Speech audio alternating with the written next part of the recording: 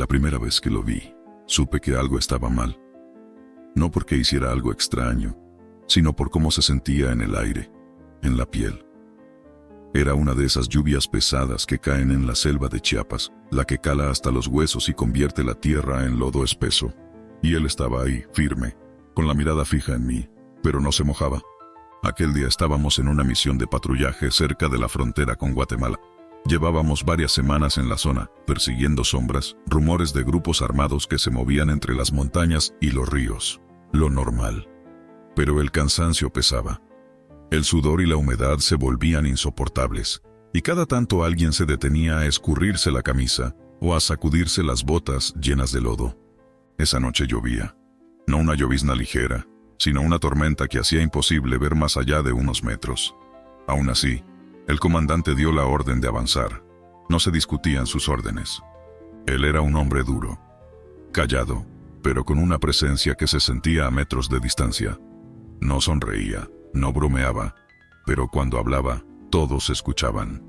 Caminábamos en fila india, con la vista fija en la nuca del de enfrente, atentos a cualquier ruido entre la maleza. De repente, sentí que alguien me miraba. No era raro sentir eso en la selva. A veces eran jaguares, otras monos escondidos en las ramas. Pero esta vez fue diferente. Volteé y ahí estaba él, de pie, mirándome a través de la cortina de agua. Era el comandante. Pero algo estaba mal. A pesar de la lluvia, su uniforme estaba seco. Ni una sola gota lo tocaba. Me quedé paralizado. No podía ser. Parpadeé, y entonces escuché su voz. «¿Qué pasa, soldado?» Me giré en seco. El comandante estaba delante de la tropa, como debía estar, con el uniforme empapado, dándonos órdenes para seguir avanzando. Pero yo lo había visto. Miré de nuevo al lugar donde estaba la otra figura, pero ya no había nadie. No dije nada. ¿Quién me iba a creer? Seguimos avanzando hasta llegar a una vieja construcción abandonada, tal vez una hacienda de hace siglos. Las paredes de piedra estaban cubiertas de musgo y humedad, y el techo apenas se sostenía con vigas podridas. Ahí pasaríamos la noche. Nos organizamos en turnos de guardia. Me tocó la última. Me senté junto a una de las ventanas rotas, con el rifle en las manos y los ojos tratando de ver algo en la oscuridad. La lluvia no paraba. De pronto, escuché pasos. Me puse alerta, con la respiración contenida. ¿Todo bien? Me giré. Era el comandante, pero no el que dormía en una de las esquinas de la construcción. Este estaba seco. «Sí, mi comandante», respondí con la voz quebrada. No dijo nada. Solo se quedó ahí, observándome, con la misma mirada de la selva. Quise parpadear, sacudirme el sueño, pero el miedo me tenía clavado en el suelo. Él levantó la mano y señaló hacia la selva. «Nos están observando». No lo entendí al principio. Entonces lo oí. El sonido de algo moviéndose entre los árboles. Desperté a los demás. Todos tomamos posición, apuntando al exterior. La lluvia seguía cayendo, dificultando la visión. Entonces vimos las sombras.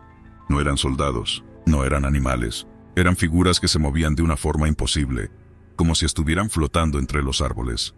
El comandante real dio la orden de no disparar hasta tener claro el objetivo. Nadie discutió. Yo no podía dejar de pensar en el otro comandante, el que me había advertido antes de desaparecer sin dejar rastro. Los minutos pasaron, la lluvia siguió cayendo, las sombras se quedaron ahí observándonos, y luego simplemente se desvanecieron. A la mañana siguiente encontramos huellas alrededor de la hacienda. No eran humanas. El comandante no dijo nada, pero su rostro estaba tenso. Algo sabía. Le pregunté directamente: «¿Usted vio algo anoche, mi comandante?» Se quedó en silencio por un momento y luego murmuró algo que apenas pude escuchar. «A veces la selva nos prueba». Nunca supe qué quiso decir con eso. Solo sé que después de esa noche, cada vez que llovía, evitaba mirarlo directamente, por miedo a ver algo que no debía estar ahí. Dicen que cuando estás a punto de morir, ves tu vida pasar como una película. No sé si sea cierto, pero en este momento, con la garganta seca y el miedo metido hasta los huesos, no veo nada de mi pasado. Solo veo la tierra removida, los restos de hombres que no deberían estar ahí y la silueta que me observa desde la trinchera que acabamos de cavar. Años después, cuando me asignaron a un batallón en Chiapas, pensé que lo peor que me podía pasar era enfrentarme a sicarios o emboscadas en la sierra. Estaba equivocado. La orden llegó una mañana sofocante. Nos mandaron a reforzar un puesto avanzado en lo profundo de la selva, cerca de un viejo campamento olvidado de la guerra cristera.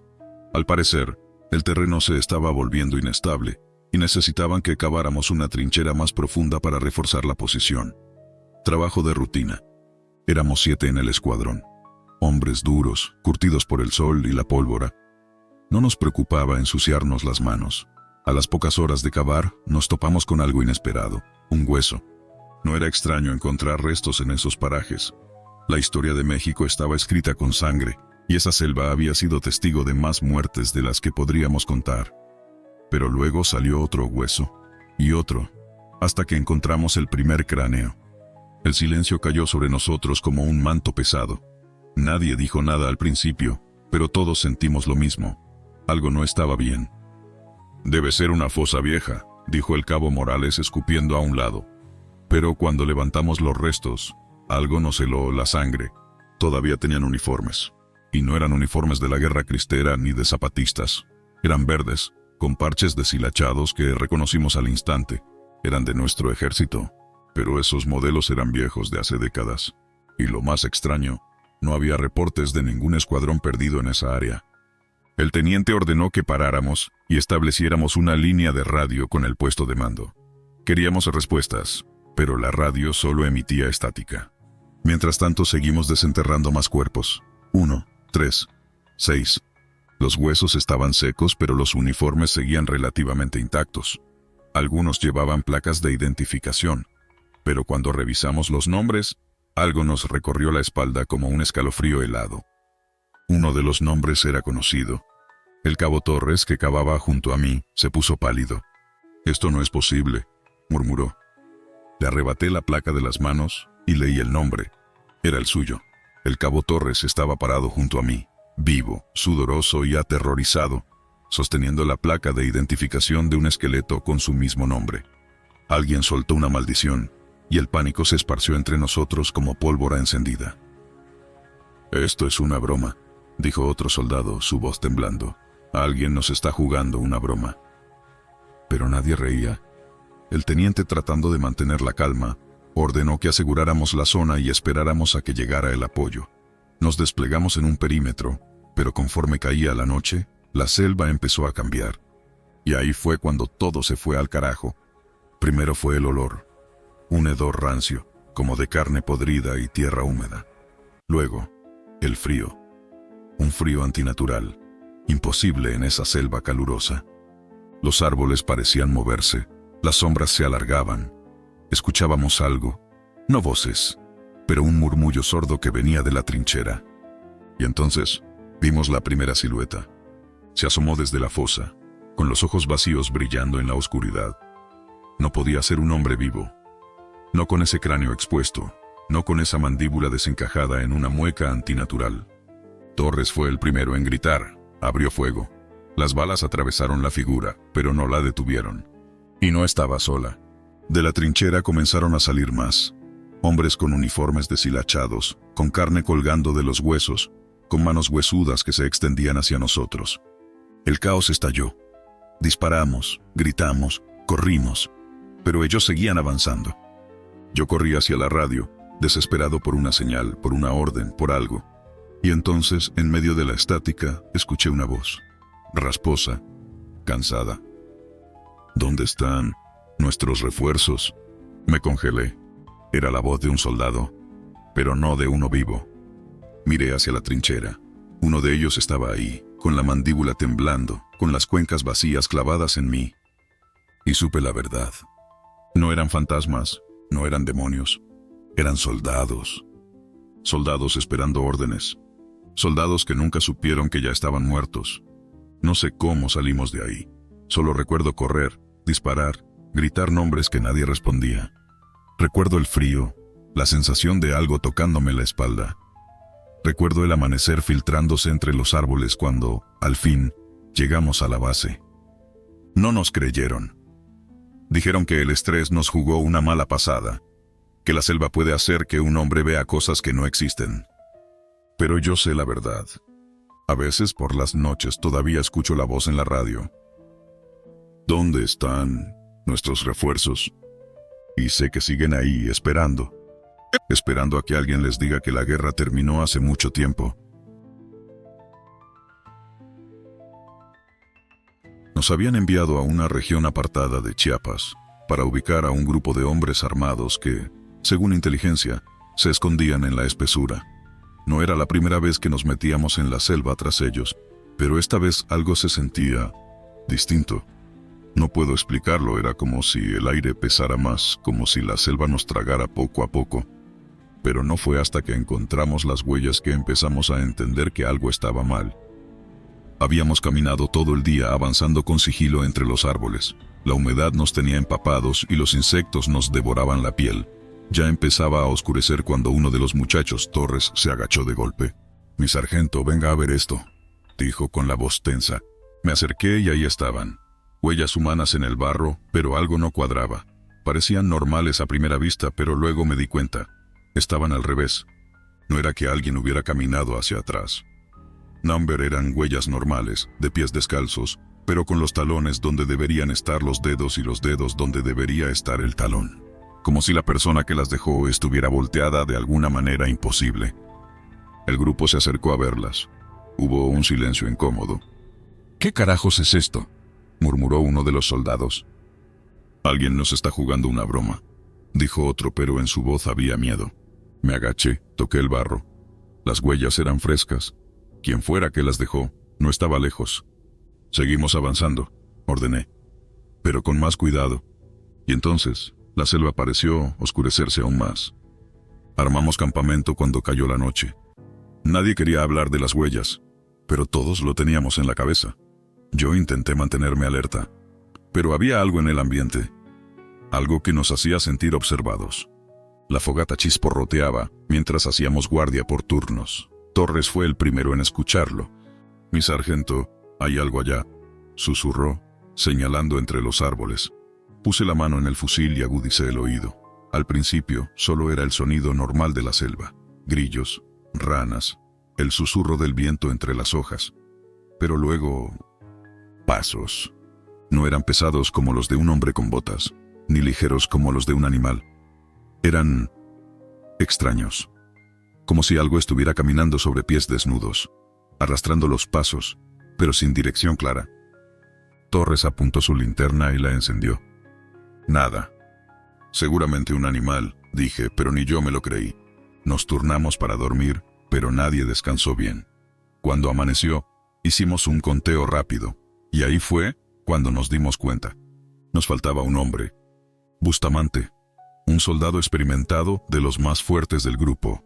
Su hamaca estaba vacía, su mochila intacta, como si simplemente se hubiera levantado en medio de la noche y se hubiera ido. «Bustamante», gritó Torres, adentrándose unos pasos en la selva. El eco de su voz fue lo único que le respondió. Entonces lo vimos. A unos metros del campamento, en el barro húmedo, estaban las mismas huellas que habíamos visto la noche anterior, al revés. Pero esta vez había más, muchas más. Rodeaban el campamento, y entre ellas estaban las de Bustamante, también al revés. Alguien jadeó, otro maldijo en voz baja. Yo me acerqué a las huellas. Mi estómago se revolvía. Bustamante no se habría ido así, no sin su arma, no sin avisar, y mucho menos habría dejado esas huellas. «Regresamos a la base», dije, «ahora mismo». El camino de vuelta fue peor que la ida. Algo nos seguía, no lo veíamos, pero lo sabíamos. Las huellas al revés aparecían en el suelo, en la tierra húmeda, a veces a unos metros de nosotros, a veces justo en medio del camino por donde pasábamos. Aceleramos el paso. Nadie hablaba. Solo avanzábamos, sintiendo esa presencia que no nos dejaba. Hasta que escuchamos la risa. No era una risa normal, no era la de un hombre, era baja, rasposa, burlona, venía de todas partes y de ninguna. Uno de los muchachos se quebró. «Basta», gritó, «déjenos en paz». El eco de su voz se desvaneció. La selva quedó en silencio. Y entonces, los árboles comenzaron a moverse. No por el viento. Algo los agitaba, algo grande, algo que nos acechaba desde la espesura. «¡Corran!», grité. Y corrimos. No nos detuvimos hasta llegar a un claro donde un helicóptero podía extraernos. Cuando al fin estuvimos a salvo, conté a mis hombres. Nos faltaban 2 más.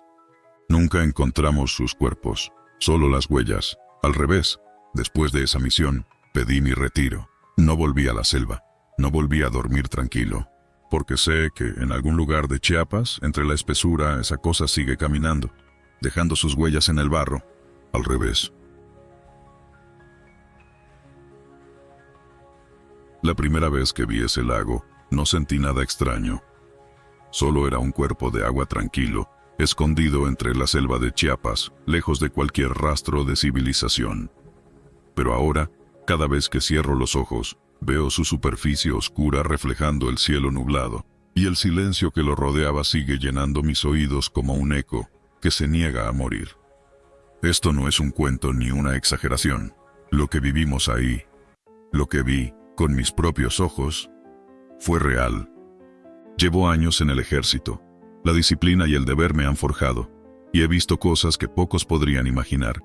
Patrullas en la sierra, enfrentamientos con grupos armados, noches enteras sin dormir, mientras el peligro acecha en cada sombra. Pero nada, absolutamente nada, me había preparado para lo que enfrentamos en ese lugar. Nos enviaron a Chiapas en una misión de reconocimiento. El informe hablaba de actividad sospechosa en la selva, rumores sobre campamentos clandestinos, nada fuera de lo común. La orden era simple: inspeccionar el área, tomar nota de cualquier irregularidad y regresar. Éramos 8 soldados, todos con experiencia en el terreno. Entre nosotros estaba el teniente, un hombre de pocas palabras pero con mirada de acero. También estaba Morales, el más joven del grupo, con apenas unos años en el servicio, pero con agallas para enfrentar cualquier cosa. Y ahí estaba yo, confiado en que esta sería otra misión rutinaria. Nos internamos en la selva, siguiendo un viejo camino que serpenteaba entre árboles gruesos y maleza densa. No tardamos en notar el calor pegajoso y el canto incesante de los insectos. Avanzamos durante horas hasta encontrar lo que parecía ser un lago escondido entre la vegetación. «No aparece en el mapa», dijo el teniente, con el ceño fruncido mientras observaba la superficie inmóvil del agua. Morales, curioso como siempre, agarró una piedra del suelo y la lanzó con fuerza al lago. La vimos elevarse en el aire, pero nunca escuchamos el chapoteo. El silencio cayó sobre nosotros. ¿Lo oyeron?, preguntó Morales con una risa nerviosa. Nadie respondió, porque no hubo nada que oír. Nos acercamos con cautela. La superficie del agua era negra, como si reflejara un abismo en lugar del cielo. Me incliné y metí la mano. El agua estaba helada, demasiado fría para ese calor sofocante. «Esto no me gusta», murmuró el teniente. El aire alrededor del lago se sentía extraño, como si todo el sonido se absorbiera en esa agua oscura. Los grillos dejaron de cantar. El viento no movía las hojas. Era como si el mundo entero contuviera la respiración. Decidimos acampar cerca, al menos hasta la mañana siguiente. No queríamos continuar la marcha sin antes analizar el área con luz de día. Al caer la noche, encendimos una fogata y montamos turnos de guardia. Fue en la madrugada cuando todo cambió. Morales, que tenía el primer turno de vigilancia, nos despertó con un grito ahogado. Me levanté de golpe agarrando mi fusil. «Hay alguien ahí. Juro que vi algo moverse en el agua». Nos acercamos al lago con linternas. Nada, solo la superficie negra, inmóvil. «¿Seguro que viste algo?», preguntó el teniente con voz tensa. Morales asintió, pálido. Parecía una persona, pero los ojos eran blancos. El resto de la noche transcurrió en tensión. Nadie habló, pero todos sentimos esa presencia. Algo estaba ahí. Algo nos observaba. A la mañana siguiente revisamos la zona con más cuidado. Encontramos rastros extraños cerca del agua. No eran huellas humanas ni de animal. Parecían marcas irregulares en la tierra, como si algo hubiera salido del lago y se hubiera arrastrado por la orilla. «Nos vamos», ordenó el teniente sin dudarlo. Pero cuando recogimos nuestras cosas notamos que faltaba alguien. Morales. Corrimos hacia la orilla. Sus botas estaban ahí, junto a su rifle, pero él no. «Morales», gritamos sin respuesta. El lago permanecía quieto. Sin pensarlo, el teniente y yo entramos al agua hasta las rodillas, fría como la muerte. Morales. Entonces lo vimos, o algo que parecía ser él. Emergió del agua con la piel pálida y los ojos vacíos, pero no era él. Su boca se movía pero no emitía sonido. Y su rostro era una máscara de algo que ya no pertenecía a este mundo. Retrocedimos. El agua comenzó a agitarse a nuestro alrededor, burbujeando como si algo más intentara salir. «¡Fuera de aquí!», gritó el teniente. Disparamos. No sé si le dimos. Solo sé que corrimos, dejando atrás el lago, la selva y todo lo que había en ese maldito lugar. No encontramos rastro de Morales. Buscamos durante horas, pero el lago nunca devolvió su cuerpo. Cuando regresamos a la base y contamos lo sucedido, nadie nos creyó. Dijeron que tal vez Morales cayó al agua y la corriente lo arrastró. Pero nosotros sabemos la verdad. Ese lago no tiene fondo. Y lo que habita ahí no debería existir.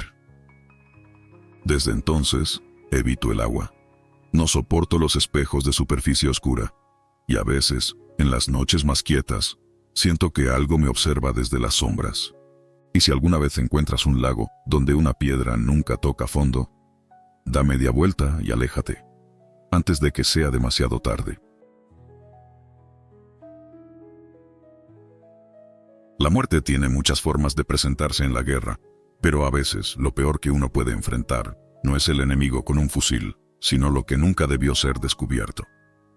La primera vez que vi la muerte fue en una emboscada en la sierra. Desde entonces, entendí que los libros de historia jamás cuentan la verdad de la guerra, pero nada me preparó para lo que viviríamos en la misión en la selva de Chiapas, cuando nos enviaron a investigar unas fosas clandestinas y terminamos descubriendo algo que nunca debió salir a la luz.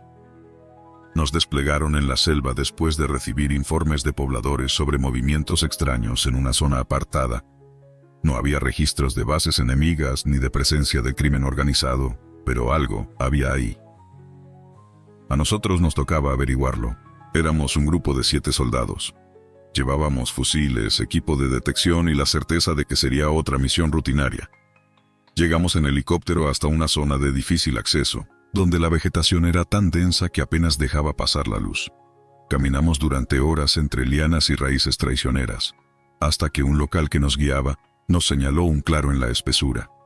«Aquí es», dijo con voz tensa, mirando al suelo. No entendíamos por qué se veía tan nervioso hasta que empezamos a cavar.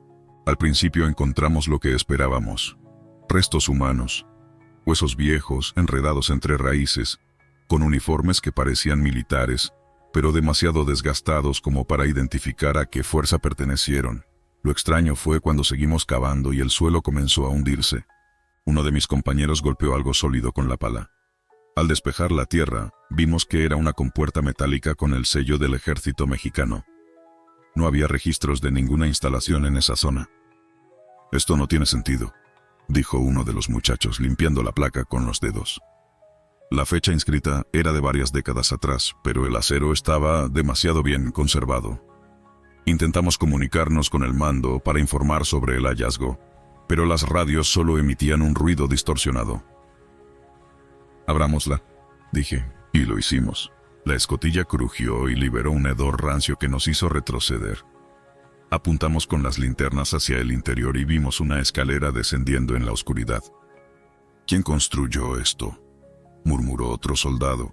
Nadie respondió. Bajamos uno por uno, con los fusiles listos.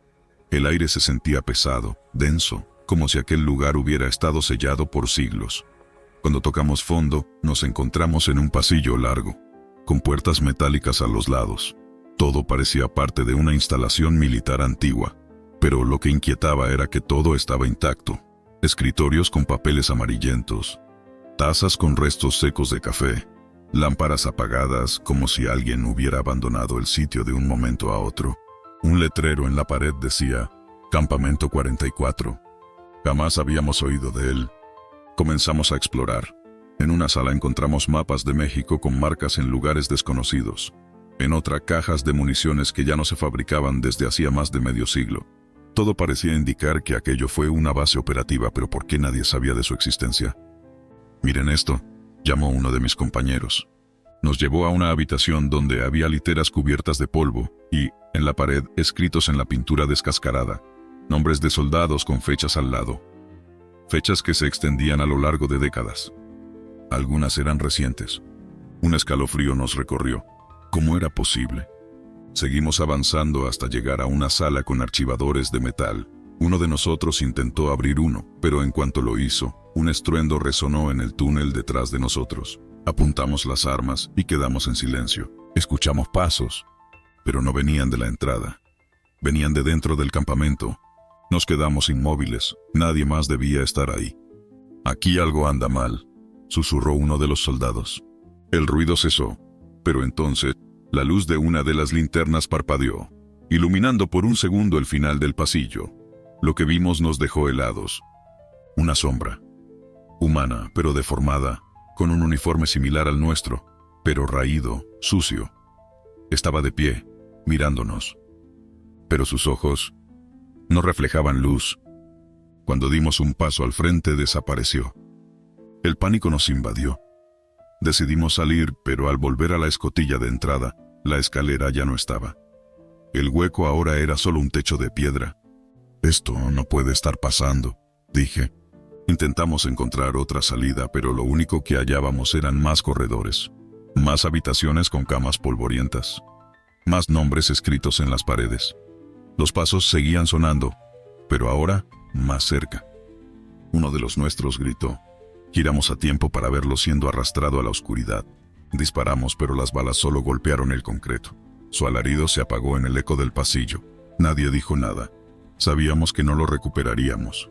No había salida, no había lógica en lo que vivíamos. El tiempo se sentía distorsionado. Lo único que nos quedaba era seguir adelante. El último cuarto que encontramos tenía algo diferente. Una radio antigua, aún encendida, con una voz distorsionada repitiendo una sola frase. No debieron abrir la puerta. No había electricidad en aquel lugar. Cuando la voz se apagó, la luz parpadeó de nuevo y vimos las siluetas rodeándonos. Eran soldados o lo que alguna vez fueron. Rostros devorados por el tiempo, uniformes cubiertos de moho. Sus bocas se movían, pero ningún sonido salía.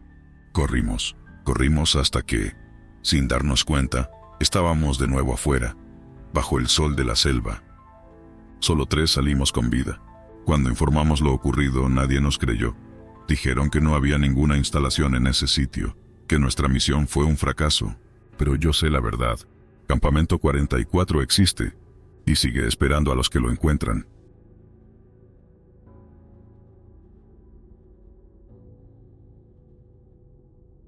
Las cigarras chirriaban entre los árboles, y el calor de la selva en Chiapas se pegaba a la piel como un sudor espeso y constante. En aquellos días estaba destinado en una base improvisada cerca de la frontera con Guatemala. Mis superiores decían que nuestra misión era simple: patrullar, vigilar y evitar el paso de grupos armados que se escondían entre la maleza. Yo llevaba ya varios meses en esa zona. Antes de eso, había estado en el norte, en operativos contra el narcotráfico. Pero la selva tenía otra clase de peligro. No era solo la amenaza de los hombres con fusiles escondidos entre los árboles. Había algo más, algo que solo los veteranos murmuraban entre dientes después de muchas noches de guardia. No lo entendí hasta esa madrugada. Nos llegó el reporte por la radio poco después de la medianoche. Un jeep de nuestra unidad había sido encontrado en mitad de la selva, a varios kilómetros de la base. El motor estaba encendido, la radio aún chisporroteaba con estática, pero no había nadie dentro. El soldado que lo encontró fue un cabo de otra patrulla. Su voz por la radio sonaba tensa, pero trataba de mantener la compostura. «Mi sargento, el vehículo está aquí, pero no hay señales del conductor ni del copiloto, no hay rastros de lucha». Se hizo un silencio en la línea antes de que nuestro teniente respondiera. «Aseguren la zona, vamos en camino». Nos subimos a los vehículos y en menos de 30 minutos llegamos al punto. Apenas bajé, el aire se sintió diferente. Era denso, como si estuviera más pesado que antes. Miré el jeep. No tenía señales de haber sido atacado. Las llaves aún estaban puestas y el motor rugía como si lo hubieran abandonado hacía solo unos minutos. Pero el asiento del conductor estaba vacío. Y había algo peor. El camino de tierra alrededor del jeep estaba húmedo por la lluvia de la tarde, pero no había huellas. Ninguna. Ni de entrada ni de salida. Era como si el conductor se hubiera desvanecido en el aire. Uno de los soldados caminó alrededor del jeep, escudriñando la maleza. «Esto no me gusta, mi sargento». «¿Y si fue una emboscada?». Nadie respondió de inmediato. Todos teníamos esa misma pregunta en la cabeza, pero algo en la escena no encajaba con una emboscada. No había rastros de lucha, no había casquillos, ni sangre, ni señales de que alguien hubiera corrido hacia la selva. Solo ese jeep encendido en medio de la nada. «Revisemos la radio», ordenó el teniente. Uno de los soldados se subió al vehículo y tomó el radio. Lo encendió y de inmediato un ruido extraño llenó el silencio. Era estática, pero entre los crujidos y chasquidos se escuchaba algo más. Algo como una voz. Era baja y apenas perceptible, como si alguien susurrara desde muy lejos. «¿Eso es una señal de auxilio?», preguntó el cabo que había encontrado el jeep. Ajustamos la frecuencia, tratando de limpiar el sonido, pero cuanto más lo hacíamos, más distorsionada se volvía la transmisión. De pronto la voz se hizo clara. «Ayúdenme». Era una voz masculina, apagada, como si viniera de muy lejos. Uno de los soldados miró a los demás nervioso.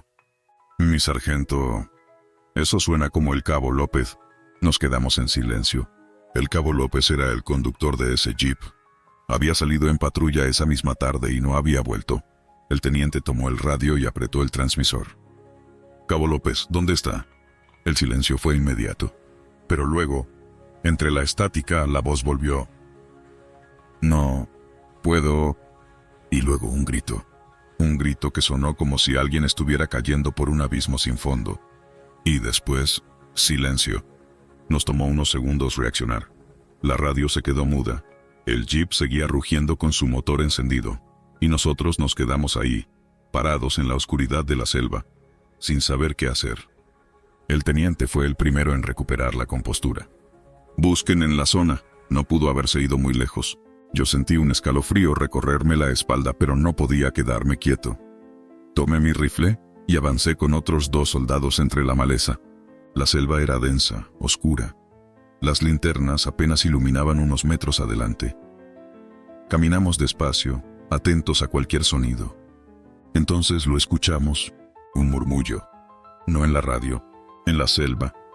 Nos detuvimos, apuntamos con las linternas en todas direcciones, pero no vimos nada. El soldado a mi izquierda tragó saliva. ¿Escucharon eso? Iba a responder cuando el murmullo se convirtió en algo más, un sollozo.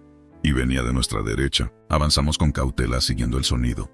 Y lo vimos. El cabo López estaba ahí, de espaldas a nosotros, parado en mitad de la selva, con la cabeza inclinada hacia el suelo. Su uniforme estaba sucio de lodo, y su respiración era errática. «Cabo López», llamó el teniente desde atrás. «¿Está bien?». López no respondió. Yo me acerqué un poco más, con el dedo sobre el gatillo. «Cabo». Fue entonces cuando se giró. Y juro por lo que más quieran que en ese momento sentí que el mundo se volvía un vacío frío. Su rostro no tenía ojos. Solo cuencas vacías, negras, que parecían succionar la poca luz de las linternas. Y sonreía. Sonreía con una expresión que no era humana. Uno de los soldados gritó. Yo retrocedí, tropezando con las raíces.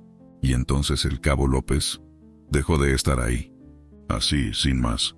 Un parpadeo, y desapareció. No sé cómo logramos volver al jeep. Nadie dijo nada. Nadie preguntó nada. El teniente ordenó subir al vehículo y regresar a la base. El motor del jeep seguía encendido, pero nadie quiso conducirlo. Lo remolcamos hasta la base, y cuando llegamos, el teniente fue directo con los superiores a reportar lo ocurrido. Pero a la mañana siguiente, el jeep ya no estaba. Nadie lo movió. Nadie lo vio salir. Simplemente se esfumó. El caso del cabo López quedó archivado como desaparición en servicio. Nunca lo encontraron. Nunca encontramos una explicación. Pero todas las noches en la radio de la base, entre la estática, algunos dicen que aún se escucha su voz.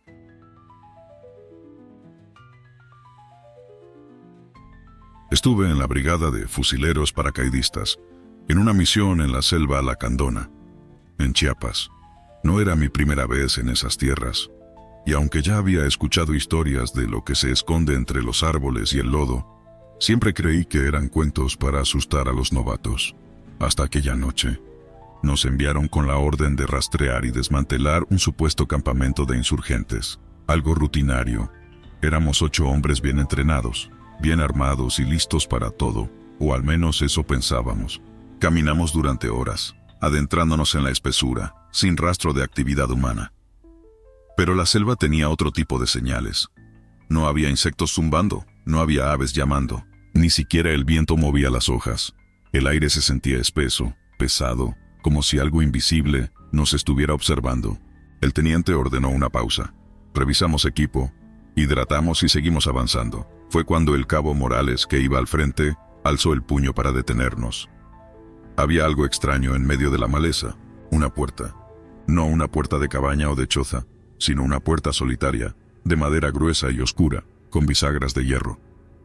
No estaba conectada a ninguna pared, ni a ningún marco, solo se sostenía en pie como si alguien la hubiera puesto allí a propósito. El sargento Mendoza fue el primero en acercarse, tocó la madera con la culata del rifle, y ésta resonó hueca. No había nada detrás, ni estructura ni cimientos, solo una puerta en medio de la nada. ¿Qué clase de broma es esta?, dijo el soldado Guzmán mirando a los demás. No lo sé, pero no me gusta, respondió Morales con una mano sobre su rifle. El teniente ordenó inspeccionar el área. Rodeamos la puerta con cautela, pero no encontramos nada inusual. Solo lodo, raíces y árboles. Pero la selva seguía en silencio. Entonces, Mendoza hizo lo impensable. Giró la manija y la puerta se abrió. Detrás de la puerta no había selva, solo oscuridad. No era una habitación, ni un pasillo, ni siquiera sombra. Era un vacío absoluto, un negro tan profundo que parecía absorber la poca luz de nuestras linternas. El aire cambió. Un olor rancio, como de tierra mojada y carne podrida, salió de aquel umbral. Sentí un escalofrío recorriéndome la espalda, y supe que no debíamos estar allí. «Ciérrala», ordenó el teniente, con la voz más tensa de lo habitual. Mendoza empujó la puerta, pero ésta no se movió. Parecía atorada, aunque las bisagras no habían cambiado. Fue entonces cuando lo escuchamos. Algo al otro lado de la puerta, un sonido leve, como un murmullo ahogado en la oscuridad. Todos alzamos las armas formando un semicírculo. La selva a nuestro alrededor seguía muda, como si contuviera la respiración. «¡Retirada!», ordenó el teniente. Pero la puerta se cerró sola de golpe, y el grito comenzó. Un alarido inhumano, desgarrador, que no provenía de ninguno de nosotros, sino de la misma puerta. Era como si algo estuviera atrapado dentro, algo que no debía salir. La tierra tembló bajo nuestros pies. Maldije en voz baja y me apresuré a retroceder, pero entonces vi a Mendoza. El sargento estaba paralizado, con los ojos abiertos como platos y la respiración entrecortada. «¡Mendoza, muévete!», gritó Morales jalándolo del chaleco. Pero él no reaccionaba. Miraba la puerta y su cara estaba desencajada. Cuando al fin lo tomó entre varios para llevárselo, la selva cobró vida. Ramas quebrándose, sombras moviéndose entre los árboles. La sensación de ser observados se intensificó, pero no había ojos en la espesura, solo un vacío imposible tras la puerta cerrada. No esperamos más, nos largamos de ahí. Regresamos al campamento improvisado unas horas después. Mendoza seguía en shock, balbuceando cosas sin sentido. Lo vigilamos durante la noche, pero en algún punto, sin que nadie lo notara, desapareció. No había señales de forcejeo ni rastros de su equipo. Solo su rifle quedó en el suelo como si lo hubiera dejado atrás.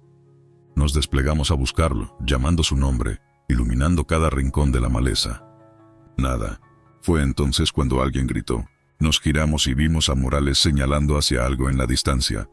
La puerta, otra vez estaba ahí, justo en el centro del campamento, pero esta vez estaba abierta, y en el umbral, entre la negrura, vimos una silueta. Era Mendoza, o lo que quedaba de él. Su rostro estaba pálido, los ojos hundidos y sin vida.